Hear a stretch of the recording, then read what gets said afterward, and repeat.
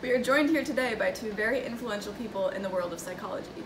First off, we have Abraham Maslow with the Humanistic approach. This approach has a large focus on the individual and their ability to grow and develop through the use of free will.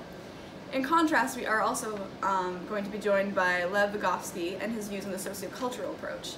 His approach puts a spotlight on the effect of your social surroundings, such as friends, as well as your environment. Starting off with our first interview of today, I'd like to introduce you to Abraham Maslow. Hello, thank you for having me today. Jumping right into my questions today, what made you become a humanist? Well, originally I was an enthusiastic behaviorist, but I found many of the ideas too limiting. Humans just aren't their behavior in reactions to their environment. They have the ability to freely make decisions and have the motivation to reach their full potential. That is very interesting. Would you mind explaining your model of the Maslow's hierarchy of needs? Yes, since humans do have the motivation to grow and reach their potential, they must have certain basic needs met before they can reach their top fulfillment in life, which I call self-actualization. This is the triangle here, and it starts off with your physiological needs, which is like sleep and food, and then your safety needs, which is not feeling like you're in danger, and then it goes to your belongingness and loving needs, which is like relationships and friends and family, and then your esteem needs, like accomplishments, and then you finally reach self-actualization, which is your full potential, and you can move up and down this ladder of needs throughout every day. That is some fascinating work. Thank you for the interview today, Mr. Maslow. No problem. Thank you for having me. And we're back with another interviewee, and he has a similar yet quite different approach to psychology. I'd like to welcome Lev Vygotsky. Hello, it's a pleasure to be here today. Let's jump right into your work as a sociocultural psychologist.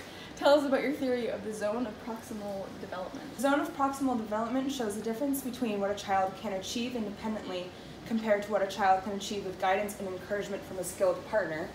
And then beyond reach is what the child cannot learn whatsoever. Can you explain the role that language plays in cognitive development? Language actually plays two critical roles in cognitive development.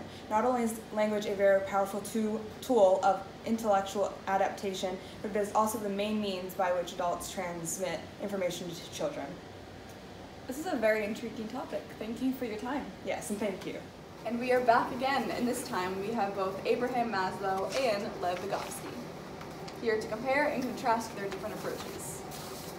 Both the humanistic and sociocultural approach focus on the influences of the human mind and are more than just biological factors. These approaches take into account individual factors on behavior and cognition. Though both approaches focus on the individual factors, socioculture approach specifically focuses on the ways one's culture, family, religion, etc. influences one's behavior and ways of thinking or learning. While the humanistic approach specifically focuses on how the individual and their innate motivation to better themselves influences their behavior and choices. In Maslow's hierarchy of needs, it is mentioned that a sense of belongingness is needed to achieve self-actualization, which could be compared to sociocultural approach, where an individual learns about themselves through their friends and families around them. I agree with both these ideas fit into either approach. Yes, even though these approaches have quite different styles, they both reflect how one develops throughout life.